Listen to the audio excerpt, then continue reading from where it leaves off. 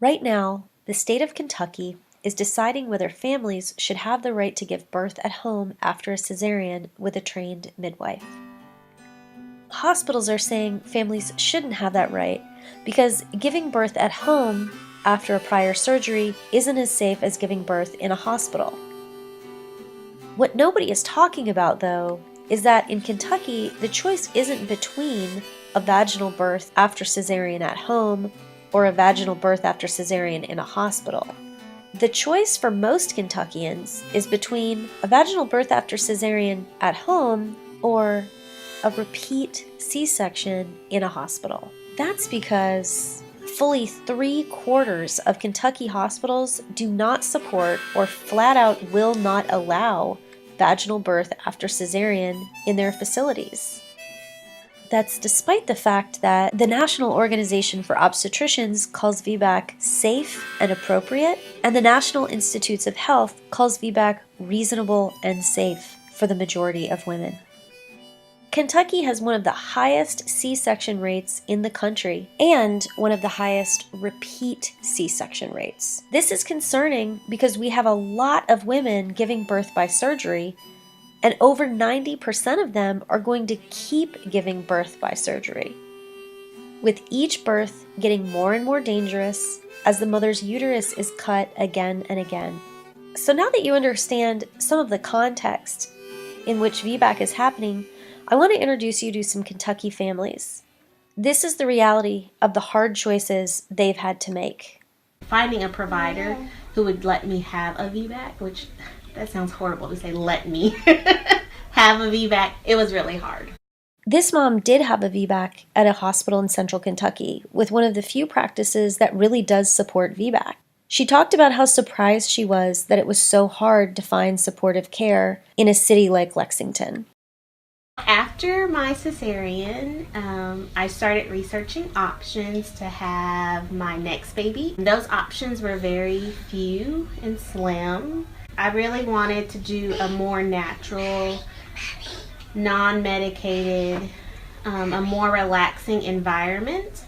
But researching the options here in Lexington, there wasn't many, if any, at all.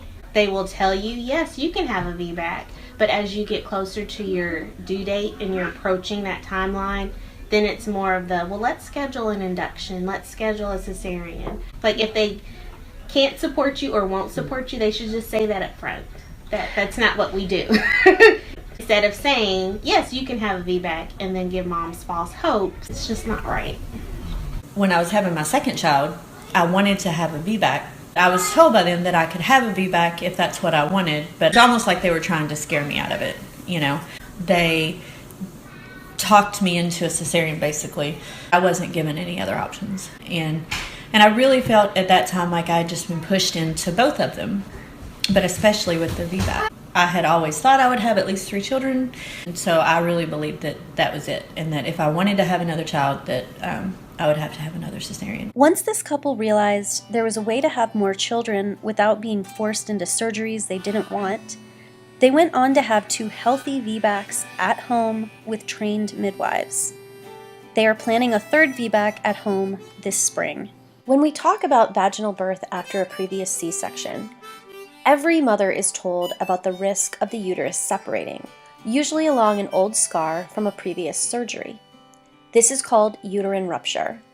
It is a serious situation and requires an emergency C-section. One very large recent study found that the risk of fetal death is 5 per 10,000 due to uterine rupture in a vaginal birth after cesarean. Because this is the number 1 most marketed risk of having a vaginal birth after cesarean, it's important to understand the actual numbers here. This couple was aware of that risk and was also aware of the serious risks to the mother in repeat C-sections. Probably the most serious risk of multiple C-sections is placenta accreta, where the placenta grows into or attacks the mother's body. The number 1 risk factor for placenta accreta is multiple C-sections. Once she's had 3 babies by surgery and gets pregnant again, looking at yet another C-section, the mother's chances of dying from this condition are as high as 15 in 10,000. Most women with this condition lose their uteruses to hysterectomy. And as she has more C-sections, her risk of placenta accreta goes up. As well, a mother's overall risk of death in a C-section, while still very small, is 3 times greater than when she has a vaginal birth. Babies born by surgery are more likely to go to the NICU, to have breathing problems, and to have problems breastfeeding. One big difference between uterine rupture and placenta accreta is that uterine rupture can generally be managed in any facility that can do an emergency C-section. Placenta accreta, on the other hand, requires a much more sophisticated response from a team of medical providers and a higher level of care, things that are often not available in the same rural hospitals that are refusing to allow women to VBAC. So these hospitals are essentially condemning large numbers of women in their communities to the higher risks of repeat C-sections when they've taken away VBAC as an option. Is it really about safety then? If hospitals were truly concerned about the safety of women in VBAC, why aren't they letting women VBAC in their facilities? Why are they ignoring national guidelines and policy that say VBAC should be widely available for everyone? Hospitals already control VBAC inside their facilities. You have to wonder why they're working to restrict VBAC outside their facilities too. I was told the whole pregnancy that I had support to VBAC. This mom was more than 41 weeks pregnant, in labor, and actually packing her things for the hospital when she got a call from the hospital. Nothing had changed in her health, except that there was a different doctor on that evening. That provider then began to tell me that if I walked into their hospital, I had 0 options for VBAC, that my only option would be a C-section, even though there's nothing wrong with the baby, or I can go elsewhere for care.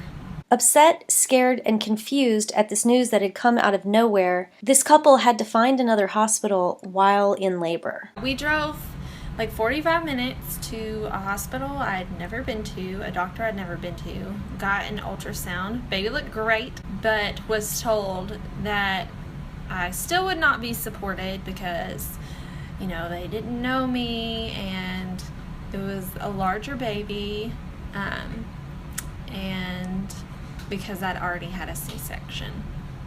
So the options he gave us were, I can do a C-section now, or you can attempt to find a hospital that you can walk into and see how far you can go without getting a C-section. But you're most likely going to have a C-section anywhere you go. At that point, she said, she told the doctor to just get it over with. Clearly, there was no way they were going to have a VBAC. Like the last couple we saw, this family went on to have 2 healthy VBACs at home with trained midwives. And like the last couple, they said they would not have had any more children if it meant more surgeries. Their youngest 2 children were born because their parents had the option of a VBAC at home. So while hospitals are restricting women's options, we've got to look at whose voice and whose interests matter the most in this discussion. it makes me sick at my stomach to think that someone could tell me where my options are to have my child when I look at what I went through. At the end of the day, different women and babies have different needs. A repeat C-section is the best choice for some. A VBAC is the best choice for others, especially those wanting larger families. And a VBAC at home is the best and only choice for others. These are private family decisions that only families can and should make. Somehow there's this notion that they are more concerned with the safety of your child than you are. And I mean, no one cares more for my baby than we do.